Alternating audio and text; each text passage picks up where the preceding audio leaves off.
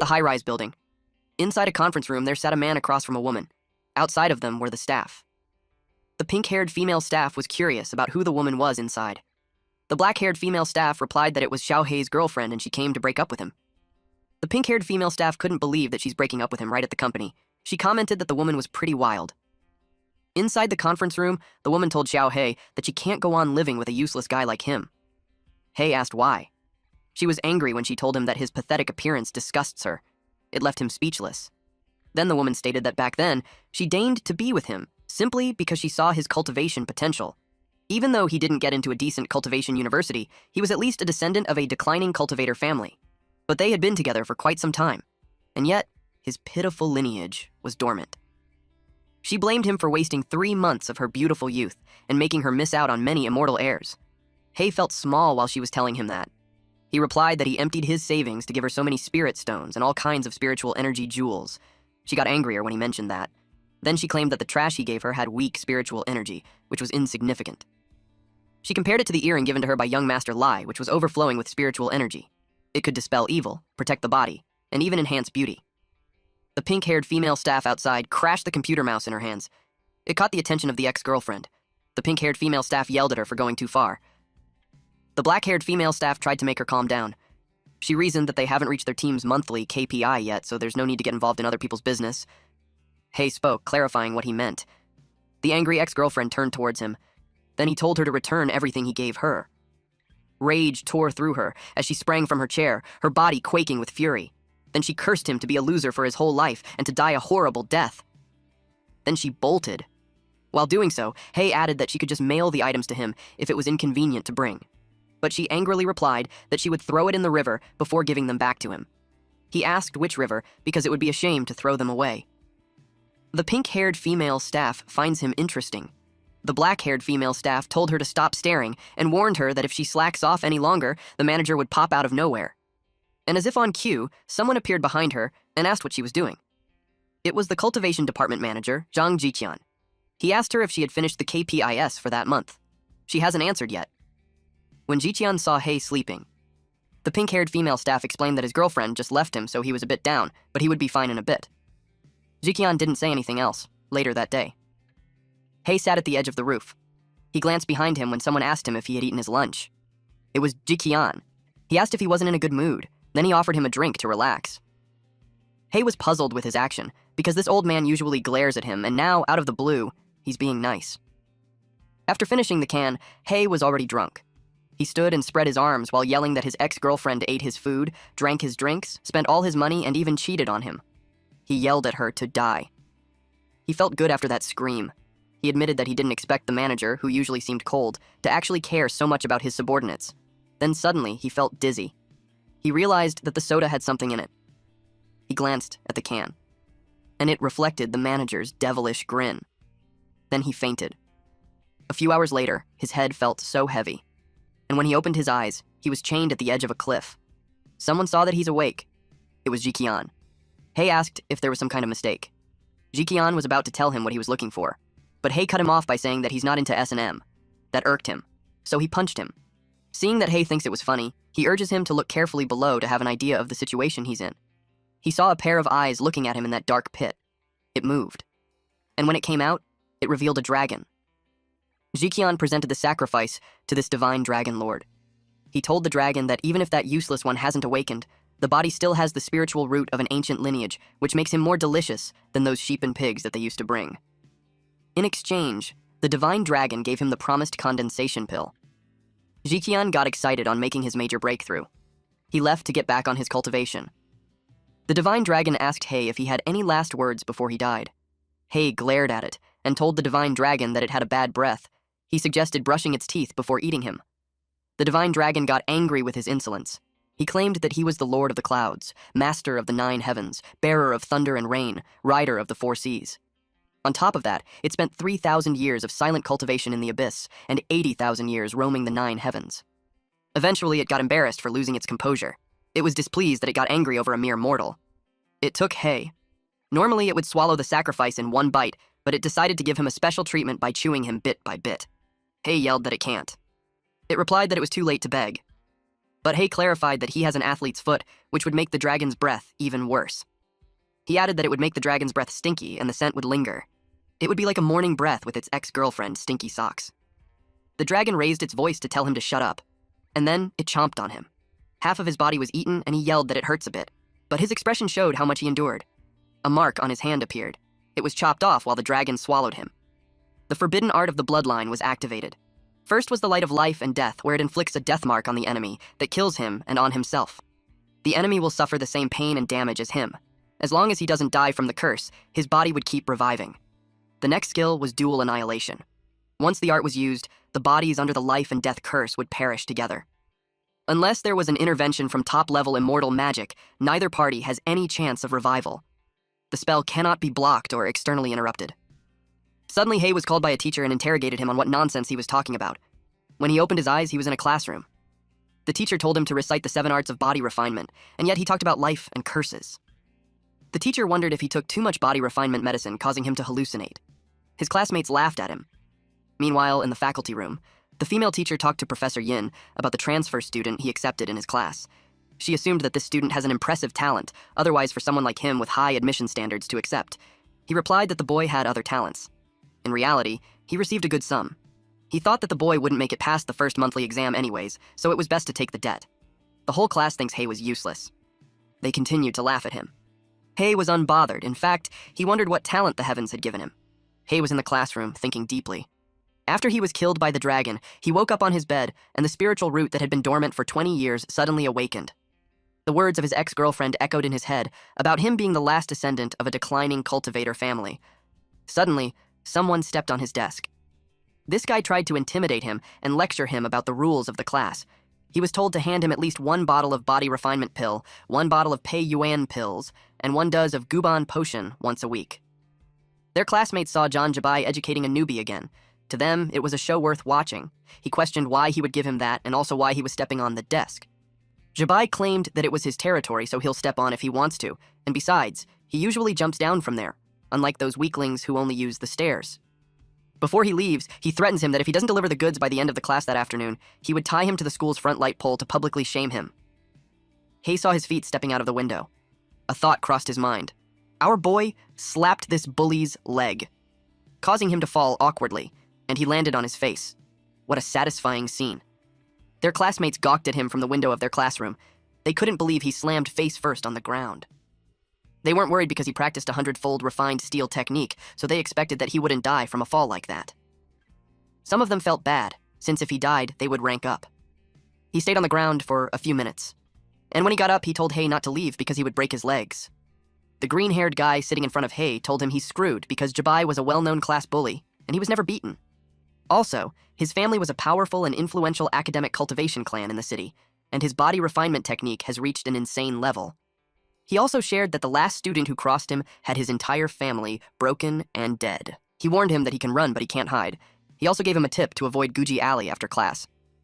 It is where they usually wait to ambush people, but that path was unavoidable on Hei's way home. Later that dusk, Hei saw the sign of Guji Alley. Nearby, there were 3 men waiting. One of them asked their boss, Jabai, if it was really necessary for the 3 of them to take care of some trash transfer student. The other guy replied that the boss could crush that trash with just 1 hand, but it would be too lowly of him to do it personally, so they, the lackeys, would handle it. Jabai expected the little bastard was probably trembling with fear trying to figure out how to avoid the alley. But it doesn't matter, because he got people in every direction so he can't escape. The bald lackey gave him a thumbs up while complimenting him on planning things. Unexpectedly, Hei showed up, asking them who told them that he was going to hide. The bald guy turned around and saw Hei approaching them. They couldn't believe that he just walked into their trap. They assumed that since he can't escape anyway, he just decided to accept death obediently. Jabai saw how this kid wasn't scared at all. He got curious about what he's planning. He started thinking that he could be the extremely rare type who hides their true strength and pretends to be weak to launch a surprise attack. Hei called them cowards for not even daring to corner someone at the school gate. Instead, they pick an alley far out just to ambush someone. He complained that it took a lot of effort to get there. He urged them to come at him. One of the lackeys got provoked. He kicked Hei, causing him to hit a wall and creating a wide dent to it. They didn't expect him to be so weak, especially when he showed up arrogantly. Jabai confirmed that he was just a rookie, and he was just overthinking earlier. Hei fell on the ground with a bloodied face. The bully approached him and told him that it was a kick from the 5th level of body refinement, so Hei's internal organs had been injured and he wouldn't live long. Hei, despite his sorry state, replied that it didn't hurt at all. He couldn't even consider that a 5th refinement because it was soft and weak like some loser who had jerked off hundreds of times at night. The bully got triggered. He couldn't wait for him to stop breathing. He wanted to smash his head using his kicks. Blood had splattered. He was left confused. Jabai and the bald guy were horrified to see his leg flew in front of them. Then, he fell on the ground, yelling loudly. His chopped leg continued to bleed, while Hei laughed at him for losing a leg. Unexpectedly, a woman appeared. She stood in front of Hei. Jabai couldn't believe that she just showed up in a blink of an eye. Even when the woman's back was turned on them, the bald guy attacked. Jabai yelled at him not to use lethal moves there because he would destroy the whole area. But he still did it and unleashed his attack, called Death, by Purple Gold Club. It caused a huge explosion in the area. The idiot destroyed all the nearby residences. He expected his old man at home to blow up over the aftermath. Eventually, the smoke and dust subsided. The bald guy was left shocked. Even Jabai's jaw dropped while his eyes widened. The club landed on the woman's head, but she was left unscathed. A few moments before the scene, on a floating island. Under an old tree, there was the silver-haired woman and a white crane. They were playing Chinese checkers. The white crane asked this woman named Lord Divine Dragon on why she always appeared in human form. Divine Dragon didn't want to follow those broken rules of the Immortal Palace. She questioned why they would always appear in their original form. She stated that they would end up like the crane who had a human body and a bird's head. The crane was surprised. She asked if it was offended. The crane clarified that it was because she was bleeding. She thought it was a joke because the last time she bled was 100 years ago. She believed herself to be invincible, but to her surprise, blood gushed out. The crane panicked that it gushed harder. She immediately used a homeostasis spell. Then she left the crane. Before she headed down to the mortal realm, the crane reminded her to report to the Immortal Palace. She flew real fast. A mark appeared on her hand, and upon scanning using the divine sense, she learned that it was a death curse, and she can't dispel it even with her powers. She was aware that the life curse was tied to someone in the human world, and she must find that bastard. Back in the alley, a rectangular barrier was put up. Marks were drawn on the walls of it, and it covered the whole alley. Jabai was impressed because she took a direct hit from a quasi-condensation realm attack without flinching. At the very moment of impact, she developed a defensive barrier, leaving the surrounding buildings completely unscathed. He could tell that the person's cultivation was far above him. Divine Dragon stated that she had not fought low-level cultivators in so long that she had forgotten how weak they all were. She also considered that Jabai was weaker than when she first started. Jabai yelled at his guy to quickly get away from her, but before the bald guy could do anything, his body was blown into pieces. Jabai was horrified. His legs gave in, which made him fall on his butt. He asked how it happened when he didn't even see her attacking. He panicked when he saw her approaching him, especially that his legs already gave out. He knew he was doomed. Suddenly, Hei was being lifted in the air. She said that she was surprised to see someone she ate come back to life. With that statement, Hei confirmed that it was the dragon. She told him to hurry up and lift the curse from her, or else he would be a dead meat. He replied that he had no idea how to lift it. Because of his response, he was slammed repeatedly to the ground. She had done it with a powerful force that shattered the ground. She demanded him to lift it. Jabai watched how scary she was, that when she snaps, she even targets her own allies.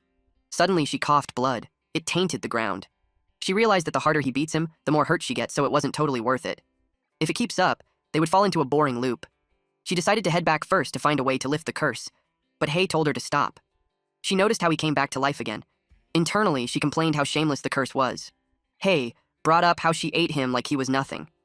So, he wanted a bit of compensation. He was the first one to say that to her. She asked what he wanted. He replied that he wanted to become an immortal. She got annoyed at him. Then she asked what he would do if she refused. He threatened her that if she doesn't grant it, he'll soak himself in a pool of sulfuric acid and die over and over, and she'll bleed like crazy with him. She got furious that he dared to blackmail her. She thought of just freezing him and locking him away while she takes her time to find a way to break the curse. Anyways, she got all the time in the world. But he had countermeasures for that situation. He taunted her to try. It angered her. A shadow formed beneath her, and it released red flames. Because of that, she threw him the book while telling him that reaching immortality in one step was impossible. The book was a basic cultivation manual to help him train slowly. She commented that it would suit someone talentless like him. Though it can't guarantee him immortality, it can at least get him into a good university, and he'll never worry about food or clothes again. The cover of the book says, "Advance Payment of Skills." Just from that alone, he could tell it would be an amazing technique. He agreed that improving his cultivation was the only real path forward. In her head, she called him an idiot. Nothing in the world comes for free, so until he gets rid of him for good, he'll drain every bit of him. Coincidentally, he was thinking of the same thing. Meanwhile, Jabai was plastered on the wall in an attempt to hide his existence, but he saw her looking at her. He knew it was his end, but she stated that she can't be bothered to stomp on ants that aren't in the way, but he better forget everything that happened there. He saw her use her powers on him, so it made him scream that he doesn't want to die. Suddenly, when he opened his eyes, the body cultivator instructor was yelling at him to restrain himself in the exam room. He was bothered that he couldn't remember anything from yesterday. His brain was a mess. He didn't even know what to do that day. The instructor told them that it was the first monthly exam of the new semester. He hoped for them to do their best. The students at the bottom of the rankings were in danger because the school would consider advising them to leave. The first body cultivation proficiency test had begun, and for the sake of their futures, he told them to charge. Hay didn't expect that it would be the first week's monthly exam already when the instructors haven't taught a thing in class the past few days. The green-haired guy beside him told him that it was how senior year was. Everything worth teaching was covered in the first 2 years, and Hay should have been taking extra prep classes. He didn't know that. The green-haired guy elaborated that all the effort goes into extracurriculars. Senior year was about exams, rankings, and hyping themselves. He realized that Hay didn't sign up for any prep classes. He would be screwed on the exam. He told the fat student that his rank was about to change. The student asked why. Then the green-haired guy relayed the news that the idiot transfer student didn't even register for cram school. They laughed out loud. The green-haired guy saw Jabai and wondered how the vicious class bully had let go of Hay. Even Jabai wondered the same thing. His 2 henchmen were beaten to death and the other one bled out. He had this feeling that something terrifying had happened. The first test was penetration. A barrier spell has been casted in the field so they could test their destructive penetration. The instructor called Bai to demonstrate how it was done. The instructor had high hopes for him. Jabai threw the stick. His attack was destructive. It penetrated on several layers. The instructor was happy to announce that it had penetrated a 1-meter-thick 5-layer reinforced concrete wall. He was expecting that from the school's body-tempering prodigy. Jabai's level was almost on par with him. The girls cheered for him. He didn't mind them since they had no idea what he's worried about. The green-haired guy expressed that it was impressive. Hay asked if the result was good.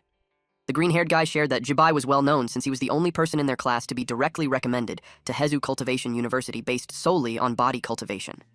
He explained that the test reflects his explosive, destructive power. Whether using body tempering or shui cultivation techniques, in the end, the score was determined by how many layers he penetrates.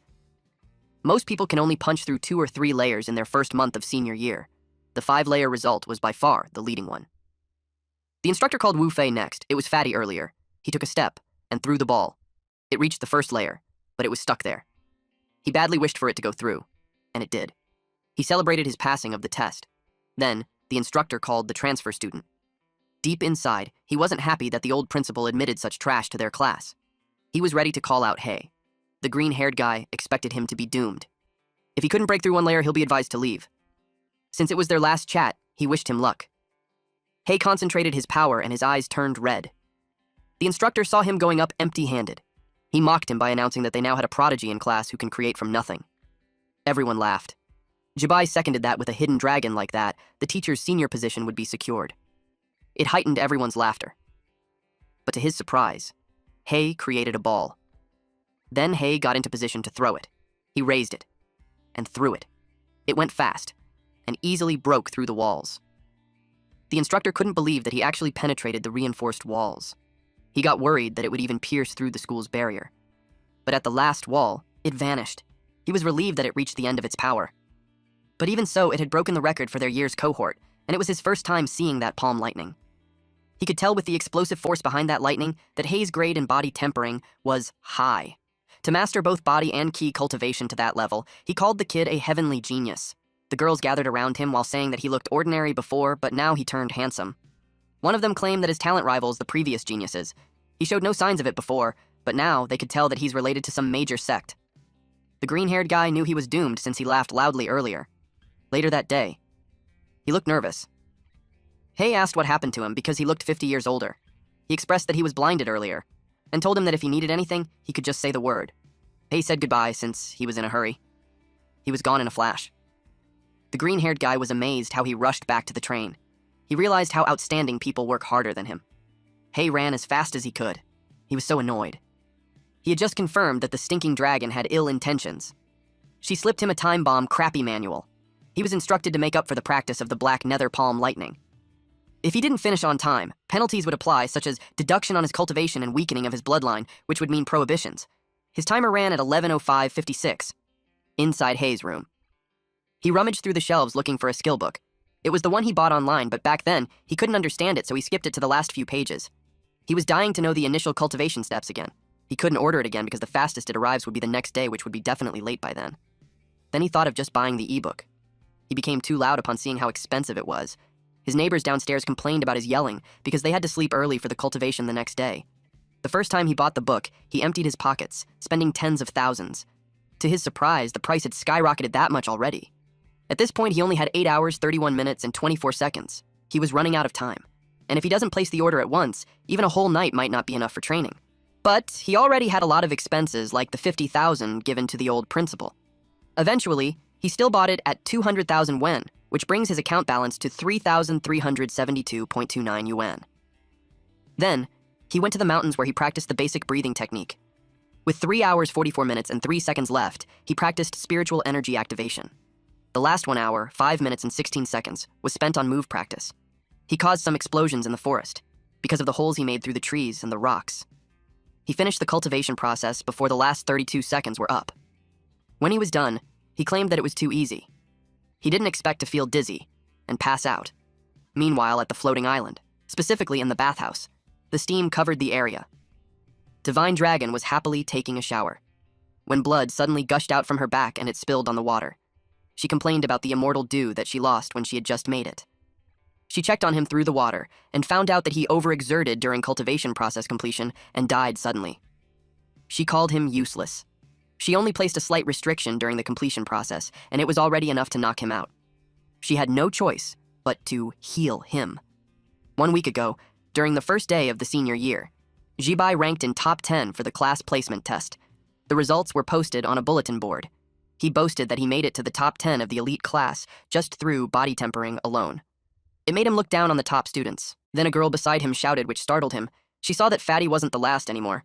Hai's name was there on the bottom. They had never heard of him, so they knew he was a transfer student. Jibai was eager to show the newbie how tough it gets around there. At the present time, Jibai saw that Hei had jumped 10 ranks from the last individual test. Hei was now at rank 33. One of his lackeys called him since it was about time for the test to start. They were at the gym. A student stood there scared. A palm hit his face, causing him to bleed. It was such a powerful hit that he fell and broke his neck. The instructor called the medic and told him to hurry to the infirmary because the kid might still be saved by Dr. Song's miracle hands. Hei asked the green-haired guy what kind of test was that. The student explained that it tests their palm strength and resistance to impact. And compared to last time's penetration test, this one was Jibai's specialty. Especially his proud iron-tempered steel technique, which reportedly no one in their grade could break through. Jibai faced the strongest palm strength student for that year, Zhao Yikai. He was eager to prove that he was stronger. Yokai was determined to make him pay for his arrogance. He used forged steel palm. It was such a destructive attack, it covered them in dust. Then he stated that iron-tempered steel was just overrated. But he was surprised. The dust subsided, and he saw Jibai still standing. Jibai mocked his technique. Then he hit him. Yokai was down, so the instructor called someone to bring him to the infirmary. Then he called the student named Wu. But Jibai suggested calling Hei first. Hei was surprised to hear about the open-source cultivation method and patented cultivation method. His classmate told him that cultivation methods fall into those two types. It was common sense, so it made him wonder which school Hei attended for 10th to 11th grade. He replied that it was Municipal Number 3 High School. Now it's no wonder he's lacking in foundational knowledge. It was a regular non-immortal cultivation high school. This green-haired student explained to him that open-source cultivation methods were publicly available and anyone can practice. Patented cultivation methods were registered with the Immortal Cultivation Patent Bureau, so only the patent holder or authorized persons may practice them. Unauthorized practitioners of such methods may face legal consequences or even be exterminated. Like those two earlier, forged steel palm was open source and 100 refined steel was patented. But ordinary cultivators can't easily break through patents. Patented methods have higher thresholds and difficulty. The instructor administered basic maintenance spells to patch up the ruined court. Then he called Hei to come down. Hei and Jibai stood face to face. Jibai could feel his heart racing every time he saw him. He couldn't understand why, especially when he only lost one individual test. But if he could beat him, he could prove himself. Hei suggested that they just hit each other at the same time. It irked him, so he yelled at him not to get too arrogant. Hei used forged steel palm. Jibai wasn't impressed that he's trying to clash open source methods with him. He used 100 refined steel. The instructor watched intently. Their palms landed on each other's face, but Jabai was blown away, and he crashed. When he hit the wall, the impact left a deep dent and a body-shaped hole in the earth. The crowd was struck speechless, frozen in shock. The instructor didn't expect that. Hei's opening move was the open-source forged steel palm, but the moment it hits Jabai, it was layered in 100 refined steel on top.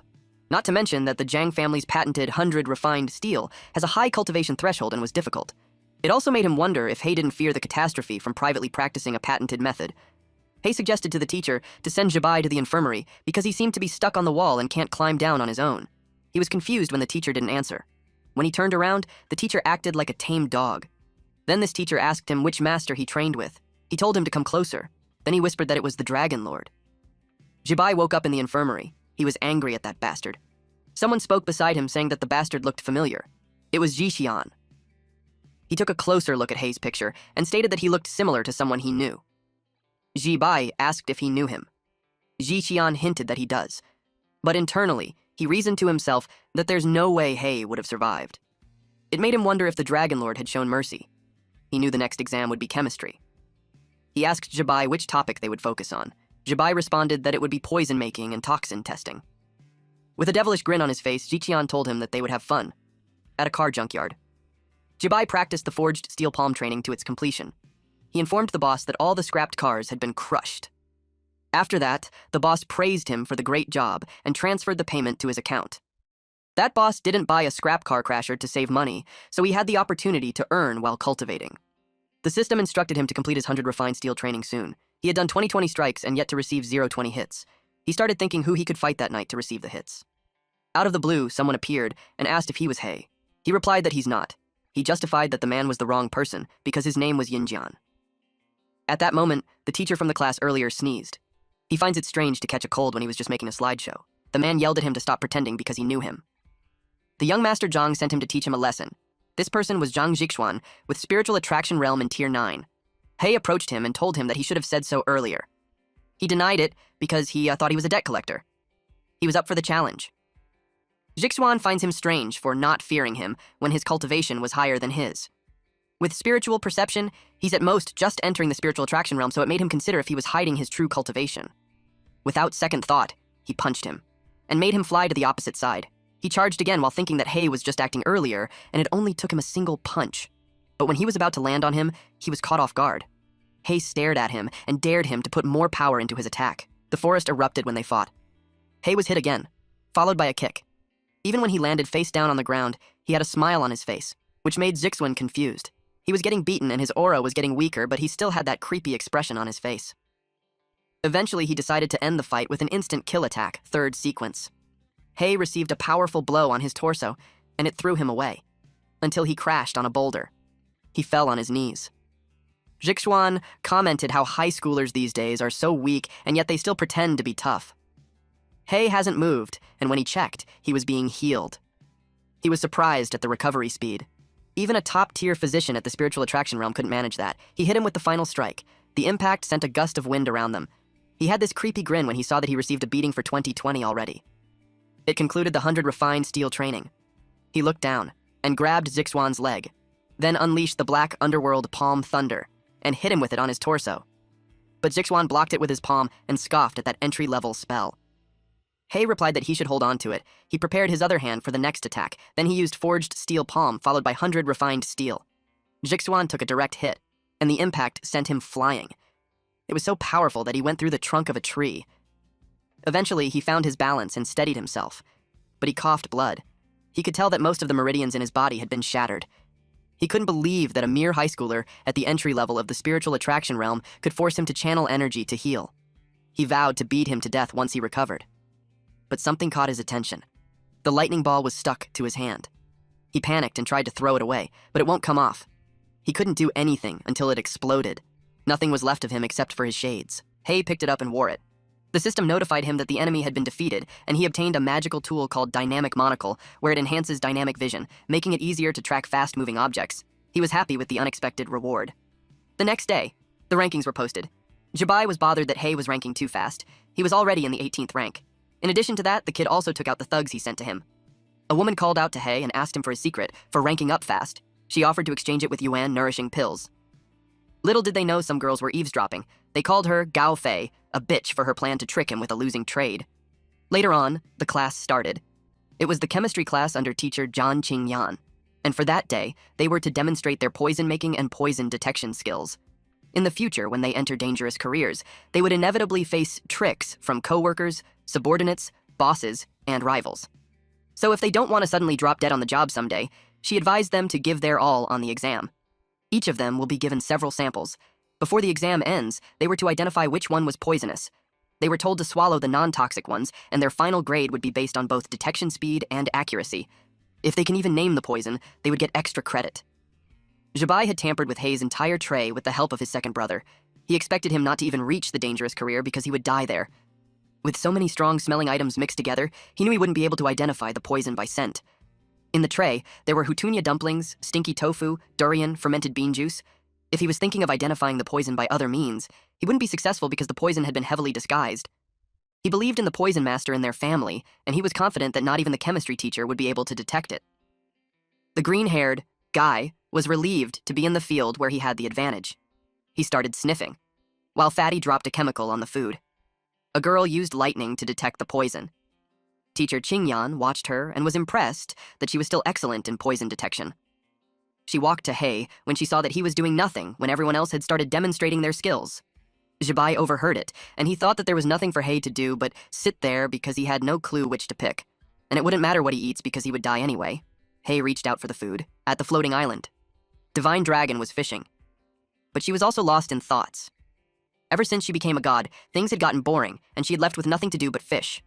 While she was just lounging around, her eyes and nose started to bleed. 5 minutes ago, Hei ate all the food on his tray. Teacher Qingyan couldn't believe what he just did. She asked if he really knew what he was doing. He could die from that. She was relieved to have anticipated idiots like him and strictly controlled the dosage. She assured him that it wasn't lethal, but he should prepare for serious diarrhea. Zhibai grinned because that was just wishful thinking. He poisoned every single food item, and it was enough to kill someone 5 times over. Hei turned pale and bled through the eyes, ears, nose, and mouth. Then, he dropped dead. Teacher Qingyan took his pulse and announced his death.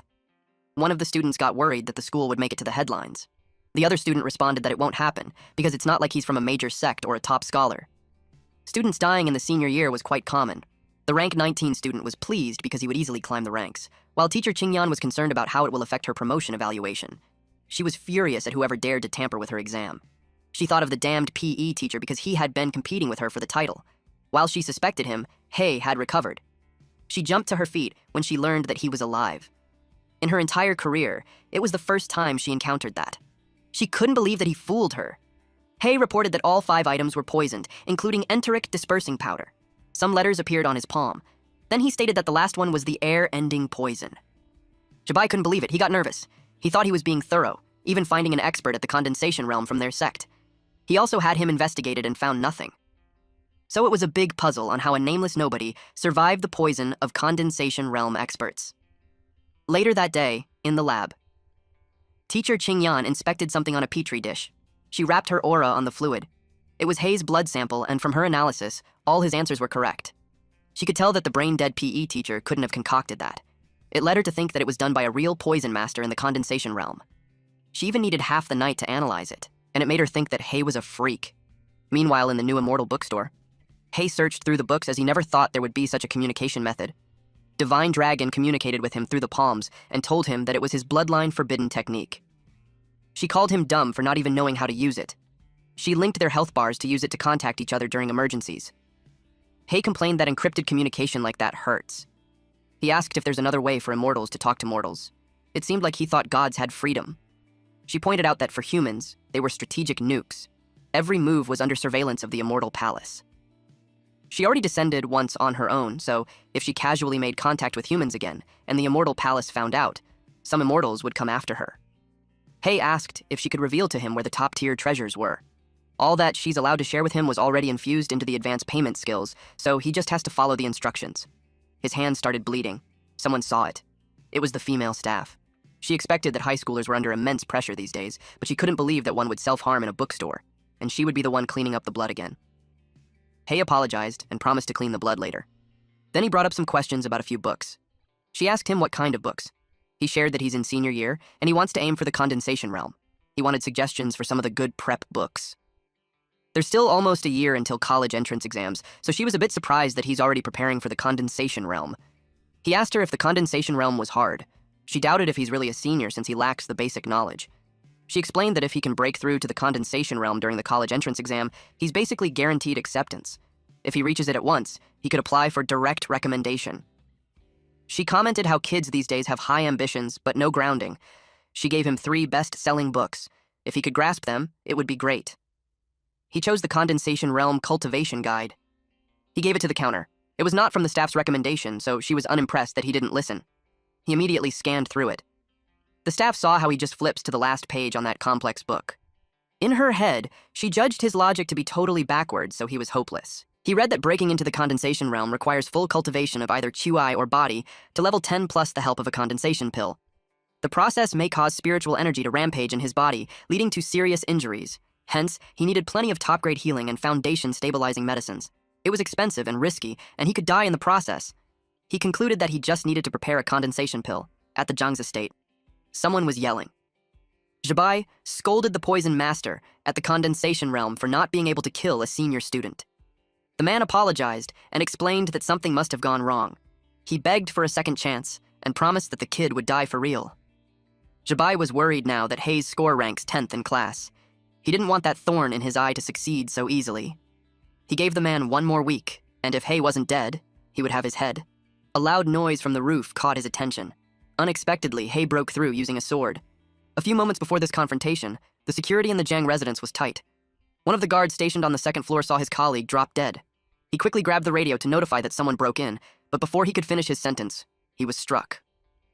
Then, Hei jumped to the balcony on the 2nd floor. He hit the guards on the roof, too. Then he heard Zhibai giving the deadline for his death. He concentrated his power on his hand and made a hole to drop down for 2 floors, and when he reached where Zhibai was, he took out his sword and stabbed him on the shoulder. This bully had no idea that he messed with the wrong person.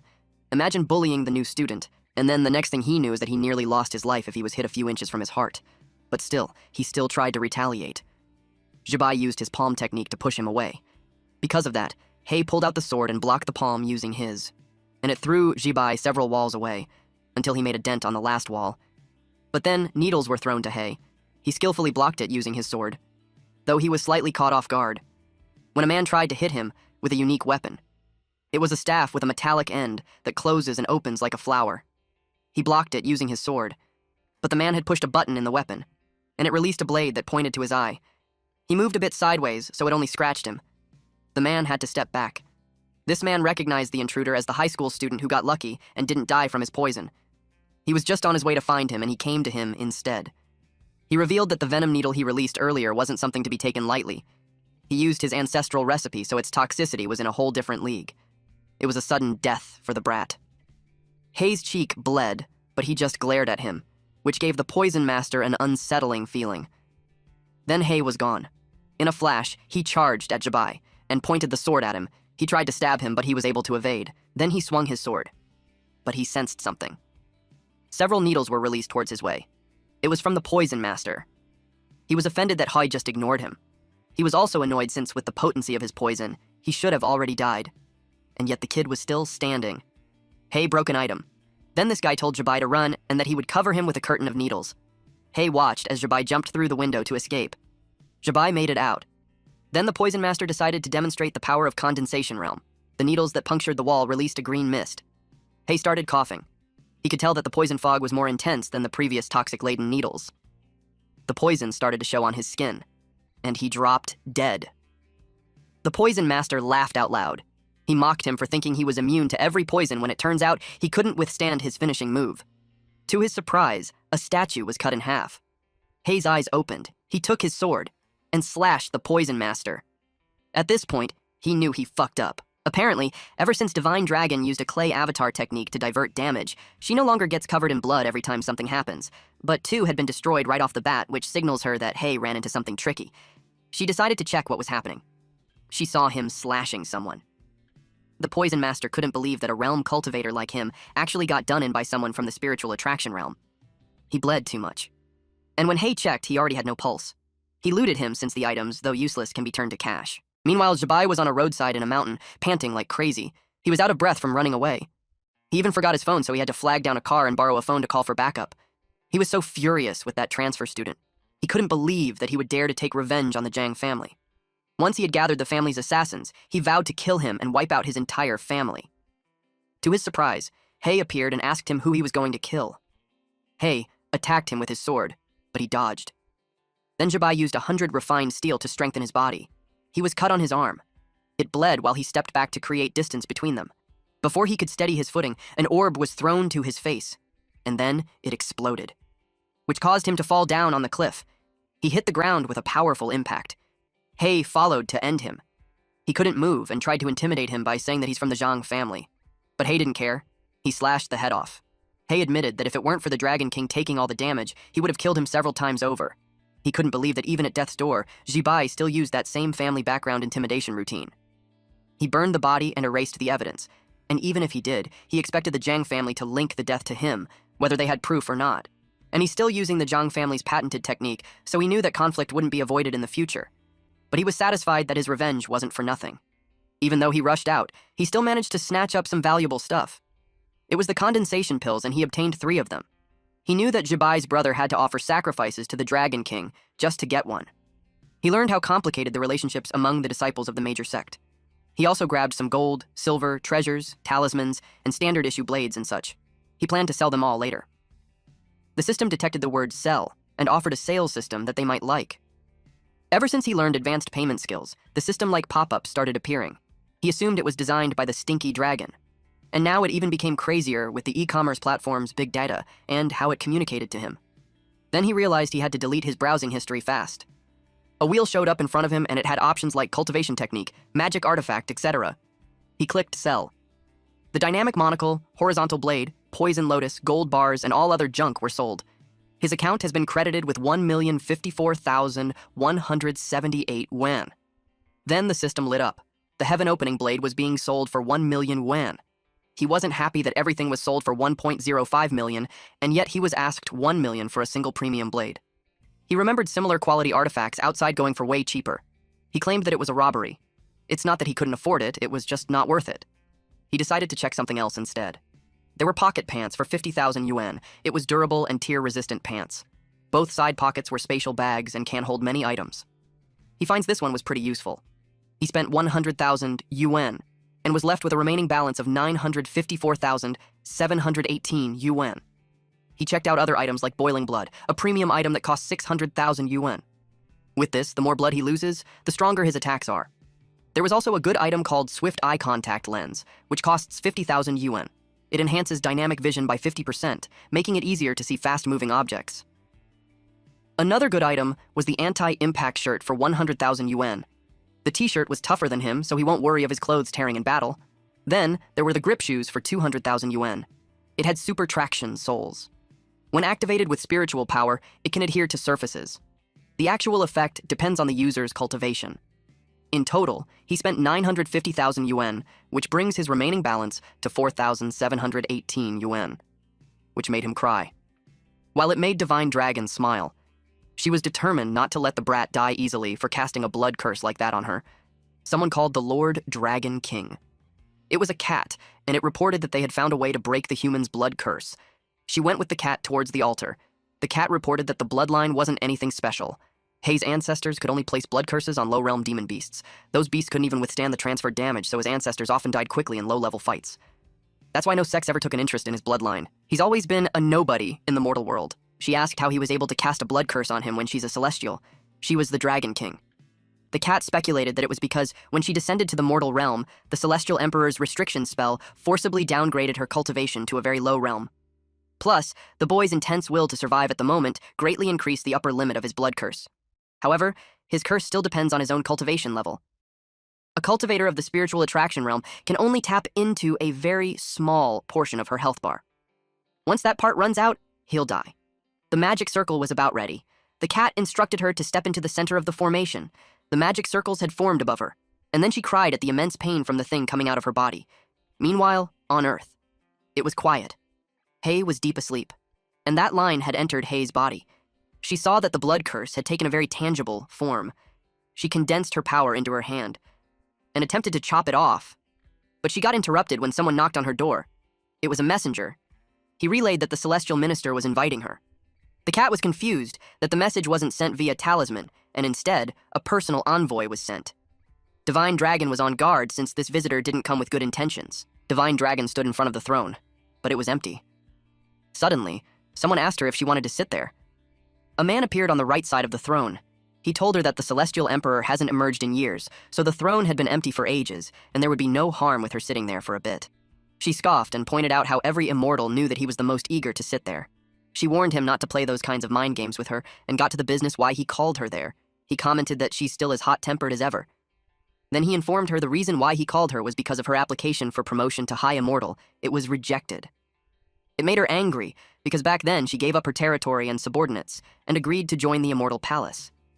It was precisely because he promised she would be promoted to High Immortal after 100 years. He explained that things were different now because tons of minor immortals were applying for promotion. So if they approve her basing only on a promise made centuries ago, the immortals would object. He suggested that she accumulates more merit and raise her cultivation level a bit more. She was gone before he could finish his sentence. The cat was surprised that she's back already. She was flying through the sky at an immense speed. And it was evident on her expression how furious she was. The cat knew that wasn't good. She was almost at the cliff. When she landed, it created a huge explosion. The impact could be felt in the whole forest. The cat fell headfirst on the rock. It asked if she's all right. She laid there on the rocks while she sarcastically replied that she feels fine aside from feeling restrained. The cat couldn't possibly believe she was restrained when she just shattered a whole mountain. Her free range was over, so it was time for her to push that mule harder. Meanwhile, in the human realm forest, Hay was training, and the bird near him was annoyed because it couldn't sleep. Eventually, the system notified him that the spirit-attracting breathing technique had been completed. Now his foundation for charging into the condensation realm was even more solid. With that done, after the advance payment to the condensation realm, all elements should be in place, minus some essential follow-up cultivation. He activated his advanced cultivation condensation realm. Power surged through his body. The concentrated power shoots up to the sky. Smoke and dust filled the area. Eventually, it cleared up. His eye glowed red.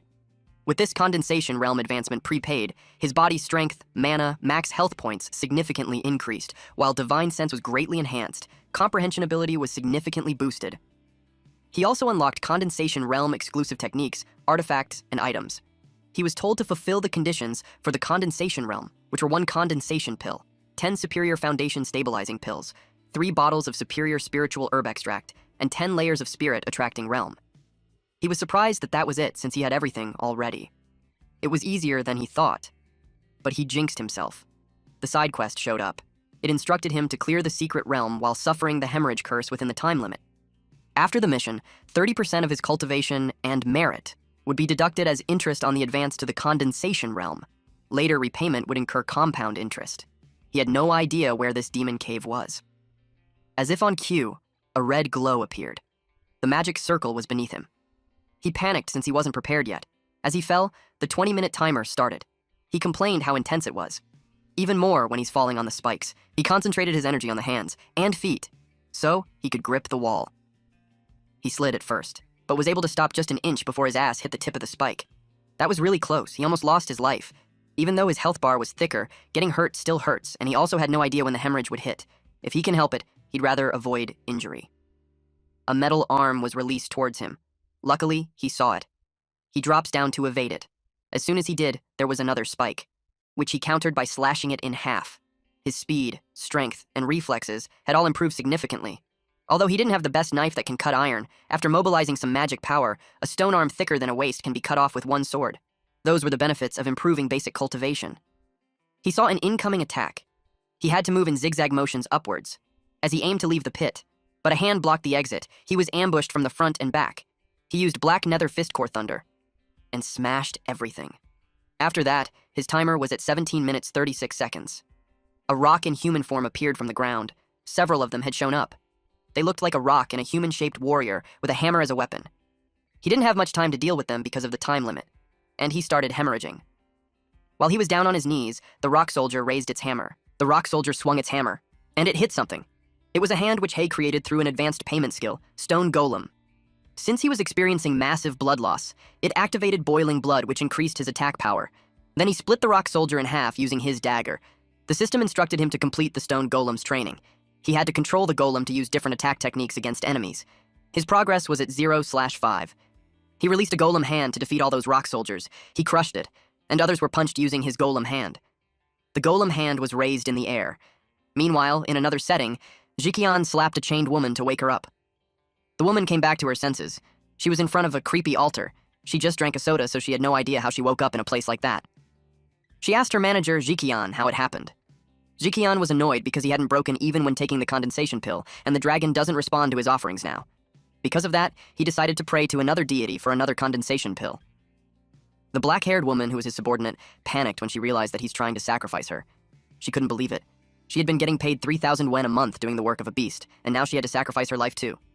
She claimed that there's nowhere in the company contract that says anything about that. Jiqian clarified that their company had nothing to do with it when she signed a contract with a labor dispatch agency. It was unbelievable. He pointed a knife at her neck and told her that it was enough chatter. She begged him not to kill her. Unexpectedly, an explosion happened. It was because of a wooden stick, handled by Hay. Hay saw the manager who treated his employees like his own kids. Then he showed him a bad finger. At this point, Hay had finished the stone golem training phase. Jiqian's jaw dropped when he saw him. He couldn't believe he found the place and got past the mechanical golems outside. Hay pointed out how he's not surprised that he's still alive. He guessed that someone had already informed him how hard he was to kill. He suggested that it was the dead brother of Jiqian who said that. Jiqian couldn't believe that his brother was killed by him. Then he asked if Hay had the condensation pill of his brother. He attacked him and forced him to hand it over. He wasn't even curious how his brother died. He only helped him kill Hay before because he was saving his face as well as his. But now that he's dead, as the elder brother, he claimed rights to his belongings. He was caught off guard when he saw Hay's palm technique. It blew his right arm into pieces. The black-haired woman looked away, and Jiqian's body slid towards the entrance of the altar. His blood spilled, and the creature on the other side of the altar sensed it. It awakened the creature. I sensed the sinister aura. At this moment, there were only 9 minutes and 20 seconds left. He cut the chains of the woman.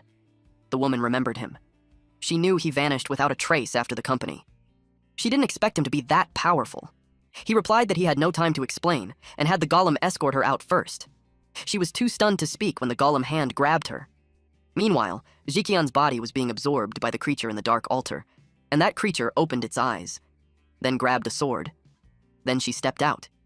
Just looking at her red, glowing body, you could already tell that she's not an ordinary being. Hay saw her. His eyes immediately tried to gauge her power, but her power was overwhelming. Just her presence made him already bleed. He tried to use divine senses to assess her cultivation level, but got hit with a countermeasure instead. The exit where she came out had closed.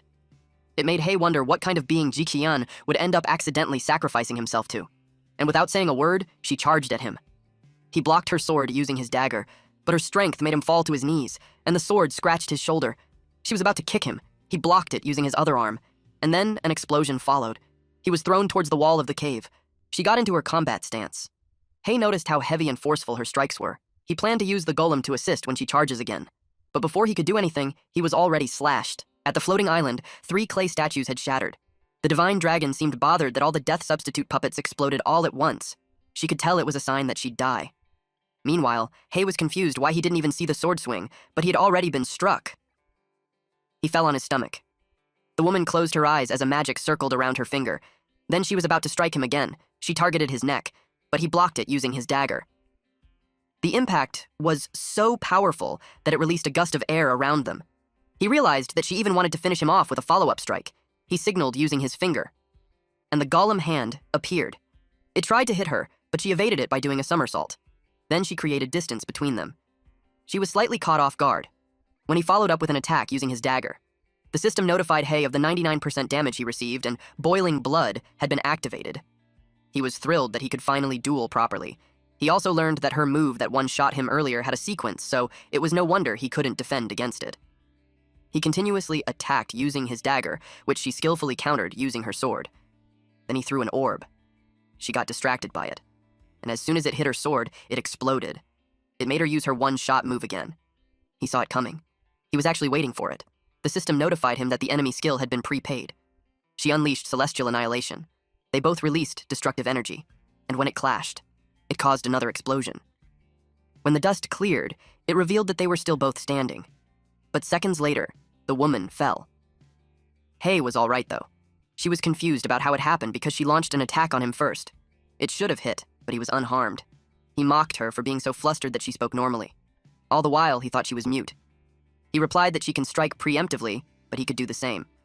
At first, he wanted to prepare a defense against the final outcome of her attack, but he couldn't. It seemed like it required a much higher cultivation level. Then he remembered that the last time they clashed, she didn't finish him off and then tried to slice his neck as follow-up.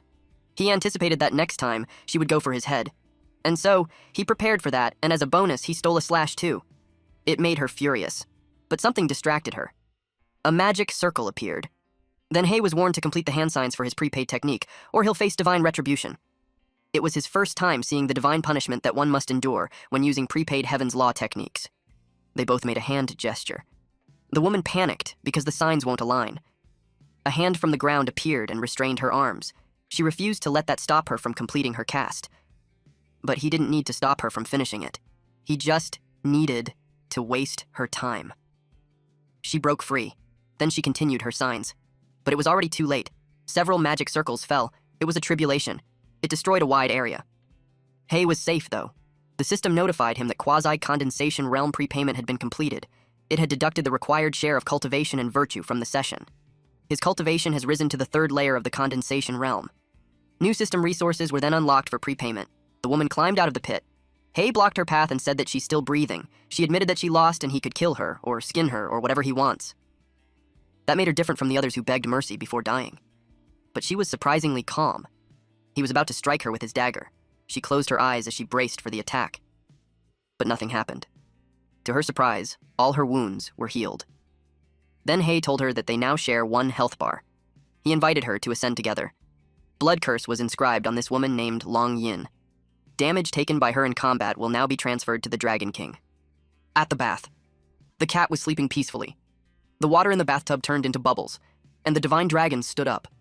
The cat was surprised with her sudden action, so it woke up and asked what happened. The divine dragon felt something strange, like another vampire was on her. The system notified Hei that the advanced payment skill has been upgraded. He can now make advanced payments for magical artifacts, elixirs, but the level of the items cannot exceed his current major realm. The next day in school, Long Yin appeared wearing skimpy clothing. Hei turned to her. Fatty and the green-haired guy watched her. Fatty curious who she was. The green-haired guy teased him for being into his sister-in-law. He turned pale and clarified that his heart had only room for teacher, Ju. Hei asked the woman if they knew each other. She pointed out that they just battled a few days ago. She reminded him that they're on the same health bar. Hei finally recognized her.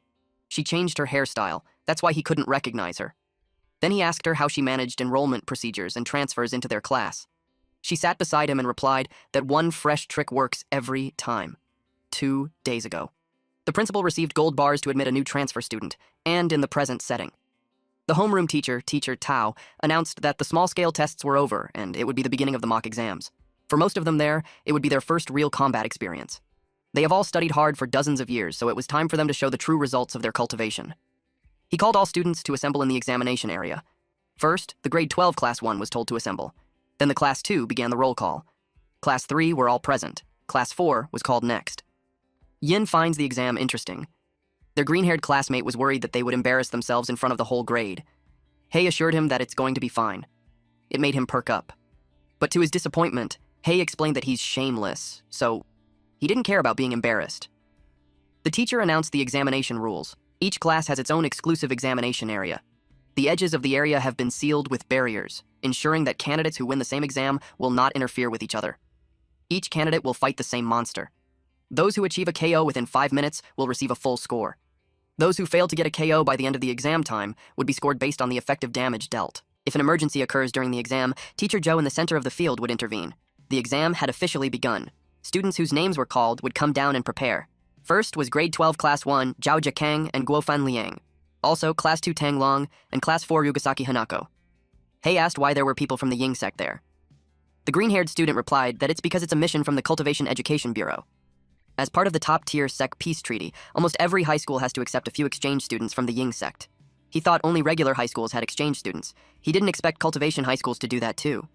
A long, black-haired girl sensed something. This girl was Ryugasaki Hanako, and she glanced at the audience. Hei could tell her intuition was sharp. Yin was annoyed that she glared at her master. She claimed that she's the only one who gets to glare at her little bro. The green-haired guy commented that the hierarchy between them was something else. Hay was speechless. They had begun, and the exam monster was summoned. A large, creepy portal appeared at the center. An eye appeared. Then it revealed this mushroom man creature. Teacher Jian felt the ominous aura. He was nervous because it was the cloud canopy demon lord that was suppressed by the Taizong sect. He told Teacher Tao that using it for the first mock exam was too much. Teacher Tao called him impatient and mocked him that it was no wonder he's still a PE teacher. Teacher Tao explained that if it had been the original body, even after being suppressed, all of them would have died already. But the exam monsters were all clones grown from the spores of that demon lord. Although they were also at the condensation realm, their strength was below that of proctoring teachers, and the site was surrounded by suppression stones, so they had nothing to worry about. A student released fire talismans. It made the monster jump backwards. The teacher announced that if they failed to cause any damage to the exam monster before the end of the exam, it would result in a score of 0. The student who released the fire talisman could only sob. Another student threw a barrage of rocks on the exam monster, but was punched by the monster instead. The student had been able to damage the monster, but the monster threw him outside the examination area, so he failed. Then they announced results for other students like Zhang Shuiwen with 61 points, Wu Liuan failed, Chen Zhanglin with 68 points. The bystanders couldn't believe how difficult the first mock exam for the year was. Not a single person has scored over 70, and only a handful have passed. They questioned which teacher came up with the exam. They planned to find out later. The green-haired student was relieved. He had nothing to be embarrassed about now, since everyone was embarrassed already. Then he saw something. Teacher Jian expressed that Teacher Tao had gone too far. Making the first mock exam so hard could destroy the students' confidence. Teacher Tao reasoned that if they can't even withstand a mock exam of that difficulty, then it would be the worst class he ever taught. He noticed something at the arena. Hanako was running away from the monster. He didn't expect that. She was heading for the edge of the barrier. He couldn't believe that she's forfeiting the exam. But before she crossed the barrier, she jumped. She was about to cross the barrier. But she did not. Instead, she used it to steady herself and to gain more momentum as she prepared for her attack. The monster was about to punch her. She unsheathed her sword, and in an instant, she sliced the monster into pieces. Teacher Jian was surprised with the complete knockout. She received a full score. The crowd were amazed. Most were struggling to pass, and yet she got a full score. They called her a monster and wondered where she came from. One of them replied that she's the exchange student from the Ying sect, the top student of class 4. A samurai watched her. He looked smug. He knew it was just the beginning. He arranged an extra exam for them. Mushrooms had sprouted from the cracks on the floor of the arena, and it was connected to a scarier creature underneath. The next batch was called. The first one called was grade 12 class 1, Lai Junhao. The green-haired guy expected him to get a full score too, since he is the #1 student in class 1. He noticed Hay moving his hand, so he asked what he's gesturing at. Hay knew he couldn't see the system prize wheel, so he simply replied that he's just waving off some mosquitoes. He didn't care about who's #1, he only cared about what good magical artifacts he can get an advance payment on. Meanwhile, the fangirls cheered for Junhao. Junhao was confident to kill the exam monsters. He was eager to prove that there was no difference in level even between two #1s. Black mist appeared in the area. The mushroom monster emitted the mist. Teacher Tao had no idea who came up with that kind of monster. Junhao was confident that even when it changed its form, he would still instantly kill it. Several writing appeared on his fist when he clenched it. Then he punched the monster, and made it fly backwards. Teacher Jian was surprised with his power. Teacher Tao explained that Junhao imprints a magic formation on his arm to increase the destructive power of his fist. The kid had a lot of hope for a guaranteed admission to Peking University of Tsinghua University, but the teacher hid his anger that he wasn't in his class. The attack was so destructive that it caved the ground. He boasted that the punch guaranteed his admission, and that he also had proven that there was a distinction between two #1s. But he turned pale. Even the teachers got worried. The monster stood in front of him. He was shocked that it was still standing. He finds it strange. He knew it wasn't because he twisted his waist and set his shoulder incorrectly affecting the power generation. He decided to just do it again. But Teacher Jian, in panic, screamed at him to get away from there. He continued to punch though, but before he could land the punch, he was instead punched in the gut and was thrown away. He crashed on the wall with a powerful impact. Teacher Jian had come to his aid and supported him to stand, but he also coughed blood. He did his best to disperse the force, but he still suffered internal injuries. He knew the monster wasn't supposed to be there. He got on the phone to call for reinforcements, since an off-the-charts monster had just appeared. The person on the other line asked what the difficulty of the current exam was. He requested for the highest realm teachers available. The monster was running towards them. Someone restrained its feet. The proctor was offended that the monster acted like he didn't exist. He also bound the monster's arms. Little did they know that the monster underneath had fully opened its eyes. The mushroom monster created spikes from its back, and it pierced through the ground. The proctor continued to hold the strings that bind it, but something underneath had shattered the ground around him. He knew that's not good. The area he was in exploded. The monster broke free, but a fireball came raining down on it. It countered it by releasing something from its mushroom head, and it clashed with the fireball, creating another explosion. The monster ran out of the smoky area. It targeted the person on the roof who was releasing the fireballs. Hanako watched the chaos from the top of the walls. She unsheathes her swords. The samurai beside her asked her what she's doing. She told him she'd go down to help. This man, Seizaki Kaku from Ryugasaki's sect, screamed at her if she was a fool. He told her that the exam was set up specifically to pave the road for you. As long as the off-the-charts monster accidentally takes out those top-ranking students in the grade, she would be guaranteed admission to Tsinghua University or Peking University, even Xuxian University. She didn't want to use such despicable methods to obtain a guaranteed admission spot. She was determined to tear up that despicable monster, but suddenly she felt weird. She cradled her head and screamed from the pain. Kaku used a soul-binding curse on her. He was relieved to have placed her on a leash. Otherwise, his father's meticulously planned operation would have been wasted. Hanako inherited none of the cold-blooded and cruel virtues of the Ryugasaki family. In her bones, she still had the fatal flaw of her original bloodline. She was gentle, kind, and upright. It made him wonder why his father would waste resources on her. He got distracted when an explosion happened on the top of the building.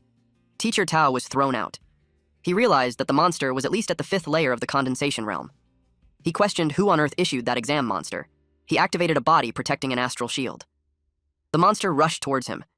It was moving so fast that his eyes couldn't keep up. He could only create an omnidirectional defensive shield. The monster attacked him. It made a crack on the shield, and eventually shattering it and grabbing Teacher Tao by the neck. It had this huge grin on its face. The teacher had drooled and his eyes turned white as the monster choked him. But someone intervened and cut the arm of the monster into pieces. And of course, it was none other than our boy. 15 minutes ago. The green-haired student trembled beside Hei after seeing the monster. Hei could tell that the guy had been intimidated by the demonic aura. He didn't expect that those at the condensation realm would be so easily frightened by the demonic aura. And the cultivation level of this monster was at the 7th layer of the condensation realm. Yin was able to determine that, so he was impressed at how sharp she can be. But she clarified that it was her body. It sensed the powerful opponent and was getting agitated. It is what had told her what class of opponent that is. Hei pressed on his wheel again. He set up a barrier around the perimeter so it won't be easy for that monster to escape. He also assumed that the monster planned to wipe them all. Currently, Hei is at the 3rd layer of the condensation realm. Counting his extra-long health bar, his actual strength was close to the 7th layer. He checked the market for some weapons. After looking through all the newly unlocked weapons, he found the only top grade one, and also the only available through advance payment. He also liked its attributes. Channeling mana through it can refine and absorb the attributes of other magical artifacts. The realm of the refined artifact cannot be higher than the weapon's current realm. He could also channel mana to make the weapon absorb his techniques and release them. He acquired this Cloud Ruin guide through advance payment. He placed it beside his dagger. Then he informed Yin that after he went down, she had to stay up there as a precaution. He had a feeling that the bonus monster would bring out another bonus monster. Yin agreed, though she inquired if those teachers couldn't take care of those monsters. Hei could tell she had a natural instinct for the strong ones, but not for the not-so-strong. So, he explained that those few teachers were all at the 1st layer of the condensation realm. Only the homeroom teacher, Tao, was at the 5th layer. If Tao was able to prepare and set up a formation in advance, he would barely manage. But in a sudden encounter, he was at a huge disadvantage. And it was exactly what he was good at. The refinement of the weapon has been completed, and it has obtained the boiling blood attribute. Tao was already choking when Hei came to save him. Teacher Tao was surprised to see his transfer student. Hei told him that there's a barrier on the outer side of the wall blocking the student's escape route, so he requested him to find a way to break it, while he deals with the monster. Tao was passionate about his role of being a teacher and a role model for educators. He stepped back, determined to protect his students.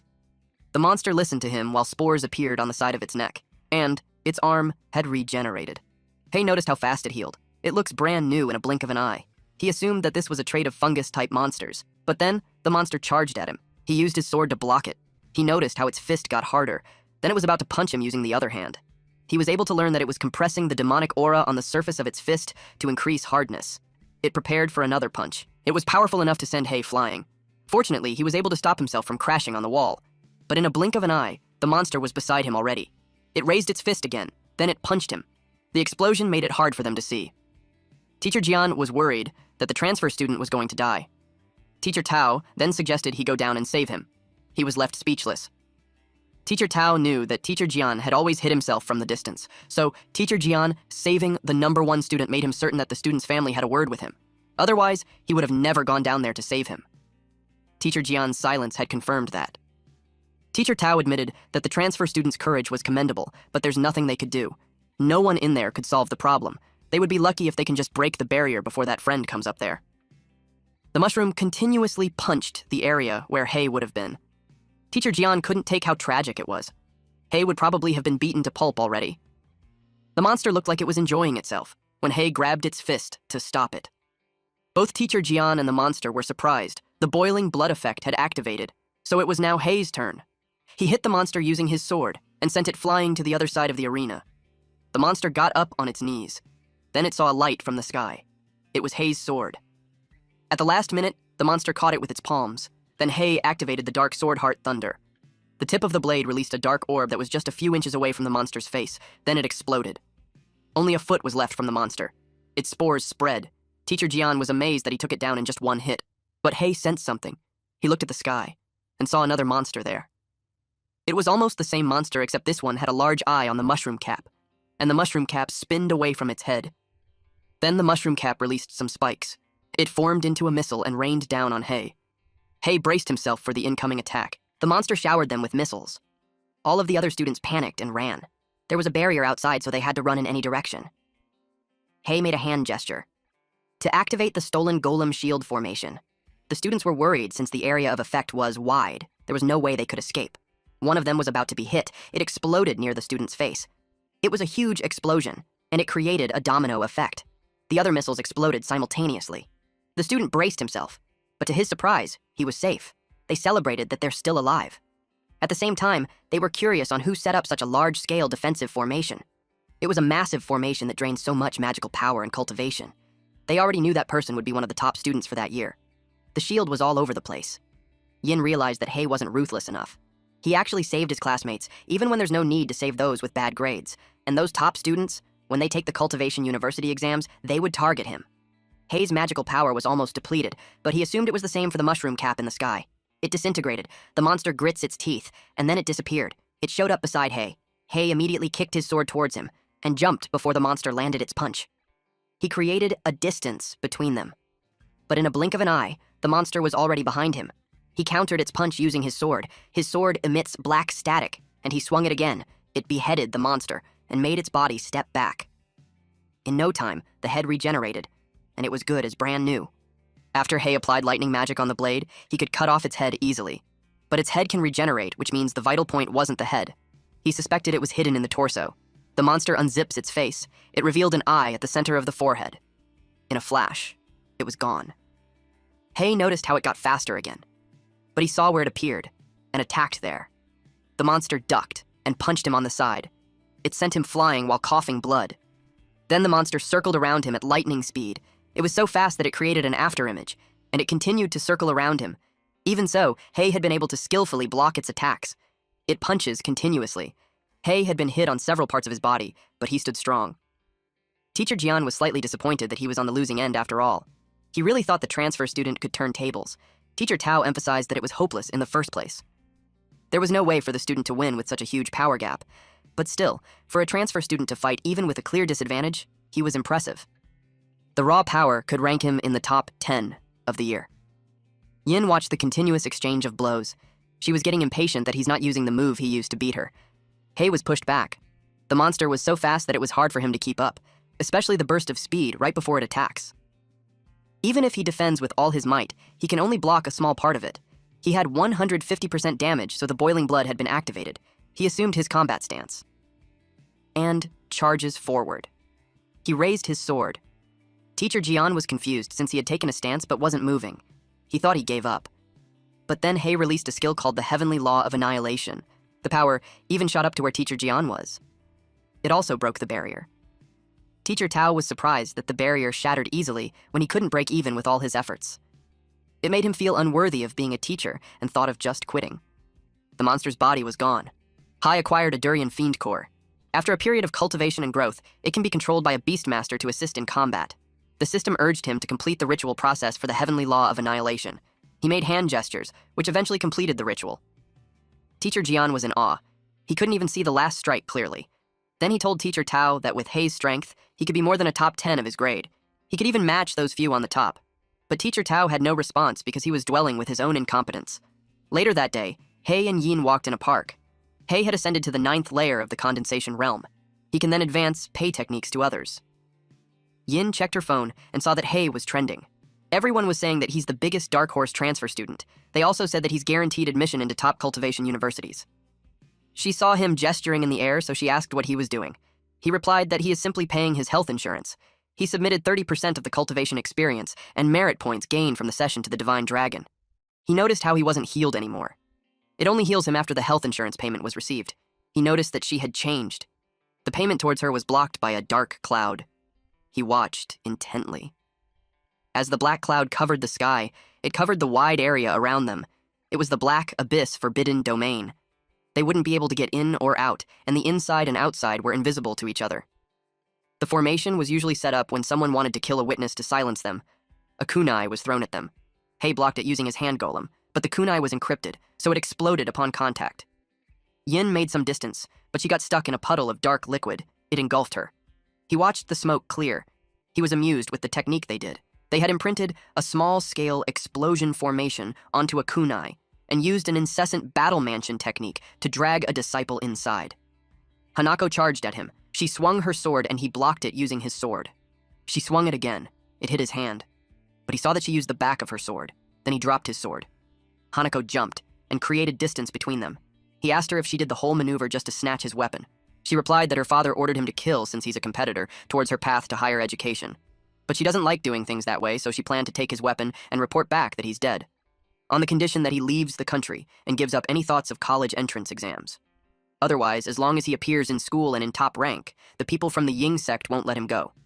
Her sword glowed. The system informed Hei that the post-payment mission for the Weapon Cloud Ruin Guide has been triggered. A battle of supremacy then commenced.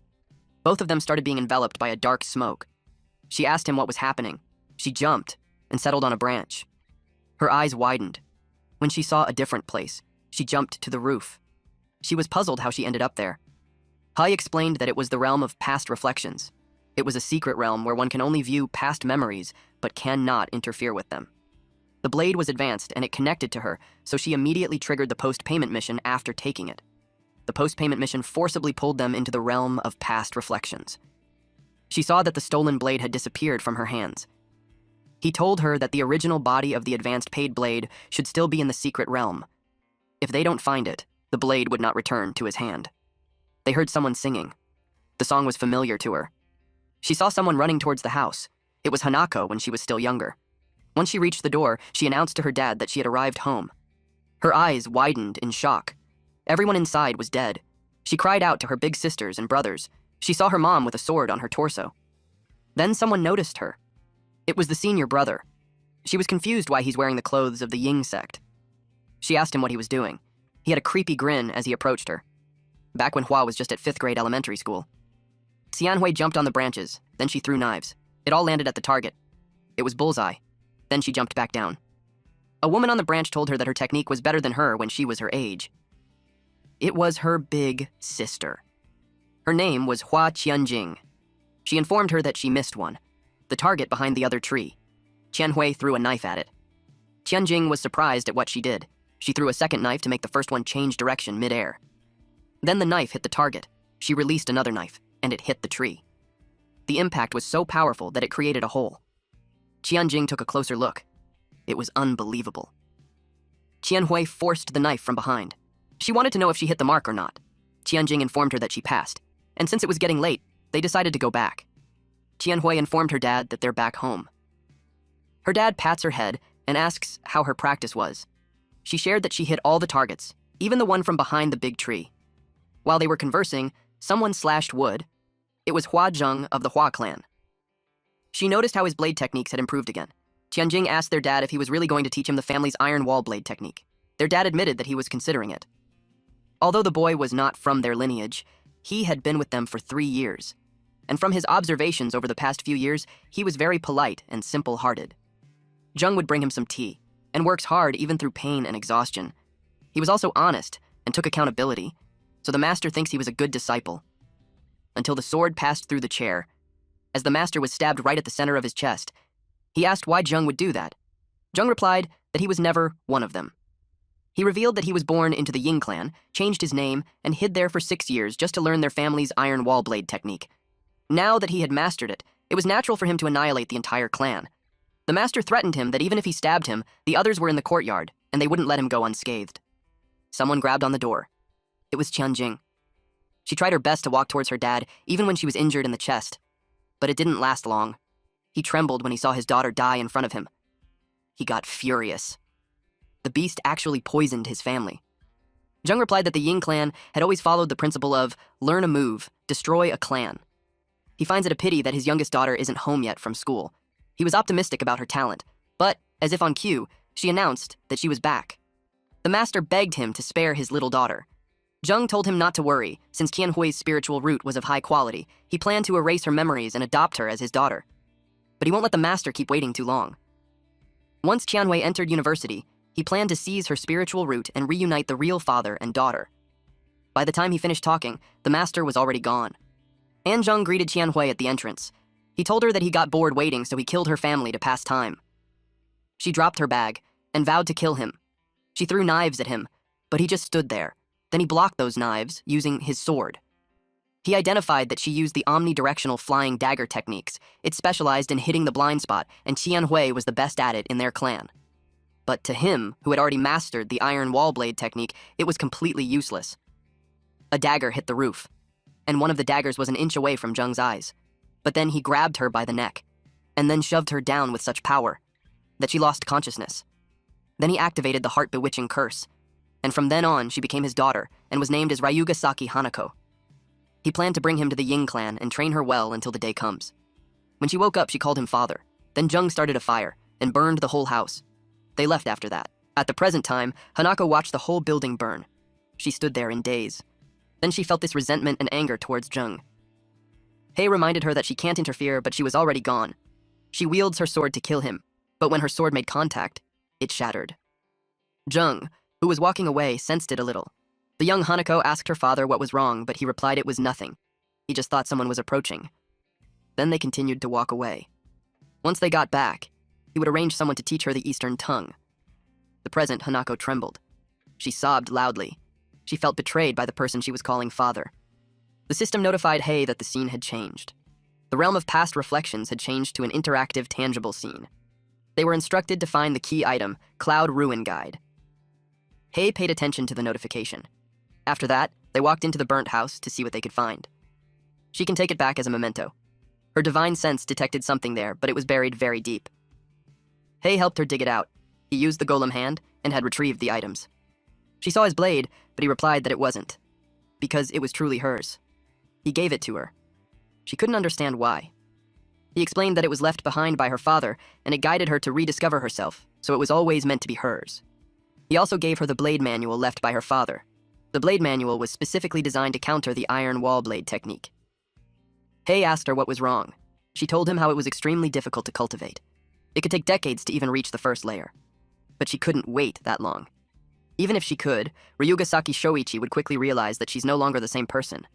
But Hei told her that she no longer had to wait. She asked what he meant when suddenly he placed 2 fingers on her forehead and let his energy flow. Then the moves and mental incantations were poured into her mind. Breaking blade technique had been advanced paid to her. Then the system informed her that the repayment for the breaking blade technique would be completed by her. During that process, 30% of cultivation experience and merit points she gains would be paid to Hei as interest. She asked what that was. Hei explained that it was the system panel. She'll only see it after she accepts his advance payment. If she doesn't accept, she'll still have to pay him interest, but the advance payment could also be withdrawn. Without hesitation, she fell on her knees and bowed at him. He accepted her as his disciple and told her to get up quickly. He also told her that she just became his disciple. He doesn't have many good things to give her, so he told her he will give her a set of magical robes in a bit. With that, the post-payment mission for the Cloud Ruin Guide was completed. Tianhui watched as the sun rose, and then she checked the mark on her hand.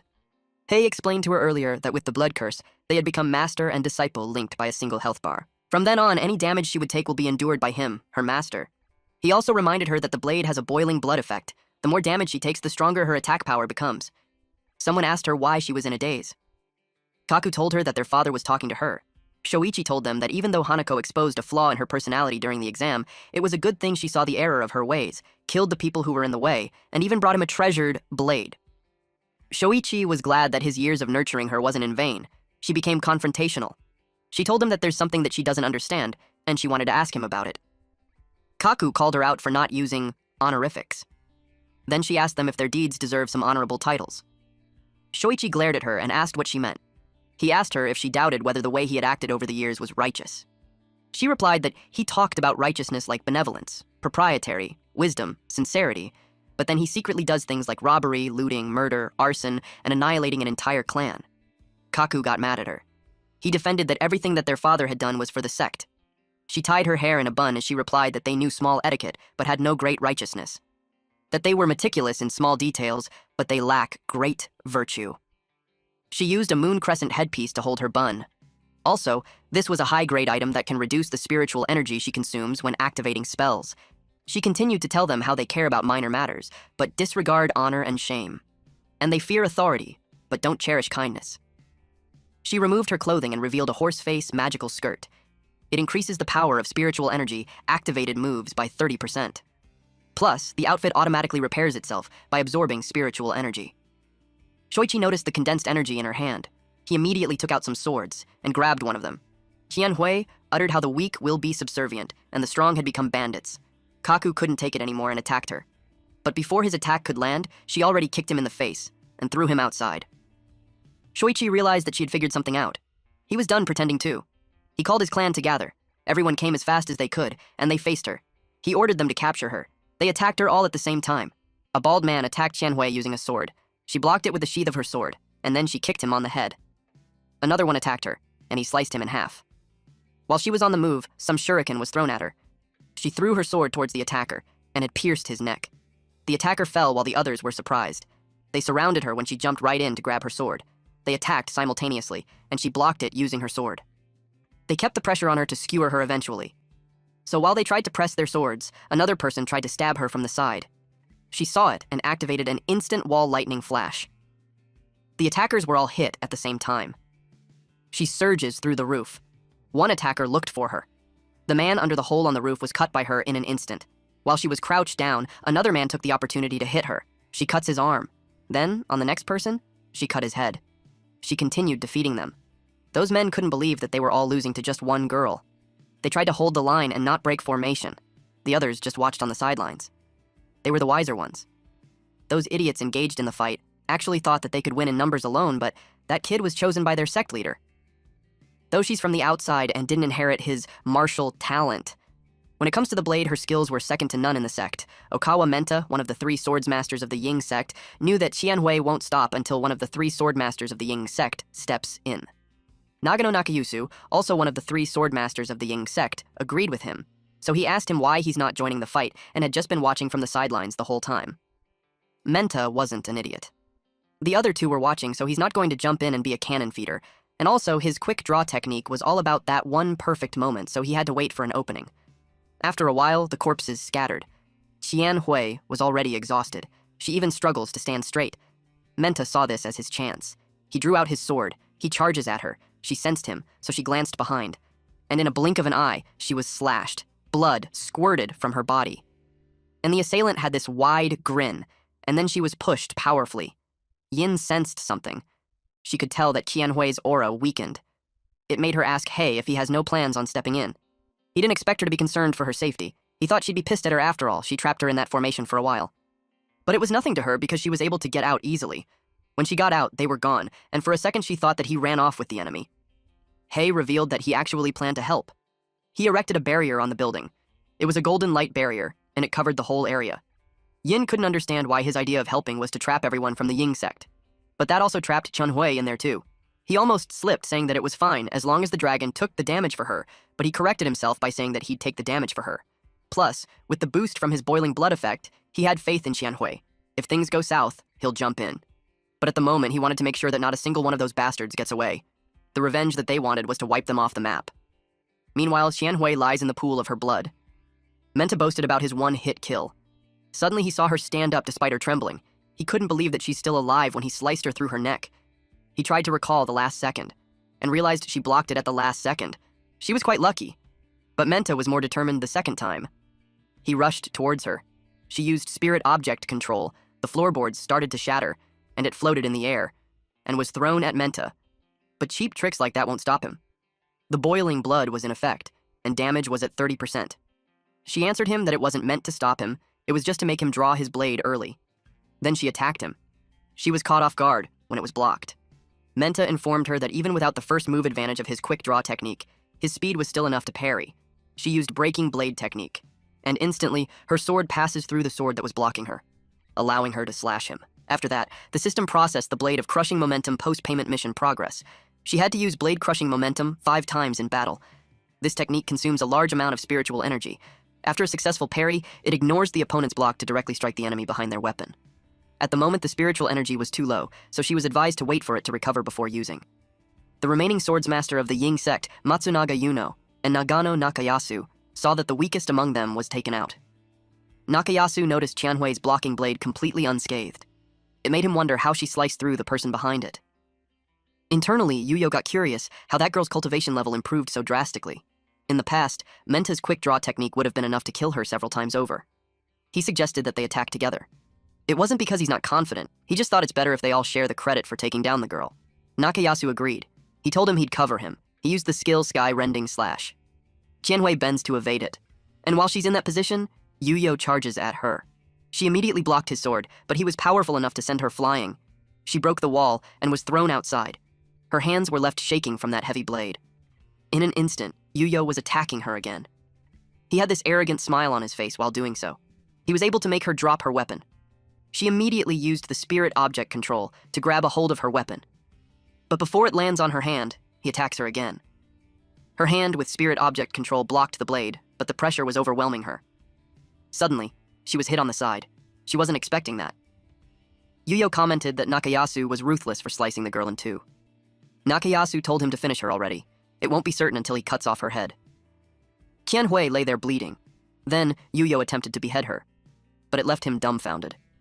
He was confused on how she was standing up again, and he also saw that even her clothes were healing.